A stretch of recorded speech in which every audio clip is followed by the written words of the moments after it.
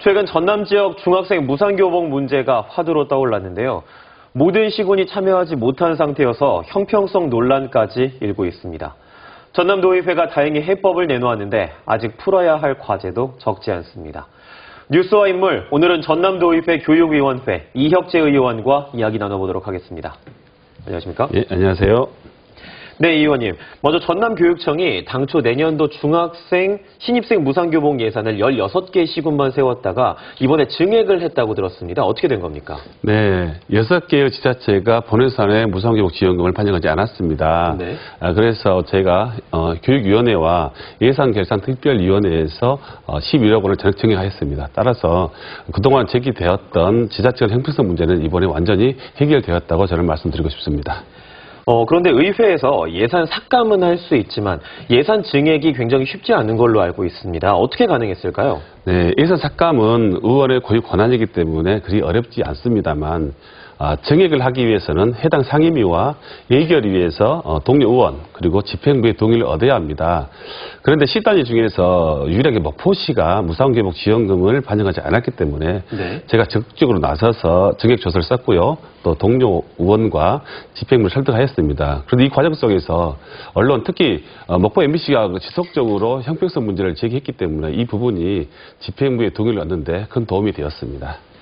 네, 그런데 교육청이 예산을 세웠다고 하더라도 본 예산에 무상교복 예산을 세우지 못한 6개 시군, 추경 예산을 세우더라도 내년 초 바로 지금 전면 무상교복 시행은 조금 어려운 것 아닌가요? 꼭 그렇지만 않습니다. 사실 6곳의 지자체가 본 예산에 다 증액하면 좋겠지만 설사 추경에 반영하더라도 네. 중학교 학생들 같은 경우는 3월 입학과 동시에 교복을 입지 않고 하복부터 입는 게 많은 학교들이 그렇게 해왔습니다. 그런데 교육청에서도 만약에 3월부터 교복을 입는 학교가 있다면 네. 내년만큼만 교복 입는 시기를 다소 늦춰달라고 이렇게 공고할 거고요. 목포시 경우는 아직 본예산이 확정되지 않았기 때문에 본예산에서도 증액이 가능합니다. 이 부분은 저도 지금 시의원들과 긴밀히 소통하고 있다는 점도 말씀드리겠습니다. 그렇군요. 그런데 무상교복 사업이 취지는 좋지만 교육청이 일선 시군과 협의 또 조율 과정이 조금 미흡했고 일방적으로 진행했다는 그런 의견도 나오고 있습니다. 네, 맞습니다. 무상교복이 장서군 교육감의 핵심 공약이었기 때문에 네.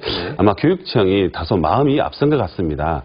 그런데 예산을 지원하기 위해서는 반드시 지원 근거인 조례를 먼저 제정해야 합니다. 그런데 아직 무상교복에 관련된 조례가 제정되기도 전에 지자체 일방적으로 시행 여부를 조사했고 그렇기 때문에 6곳의 지자체가 본예산에서 누락했던 그런 결과를 초래했습니다.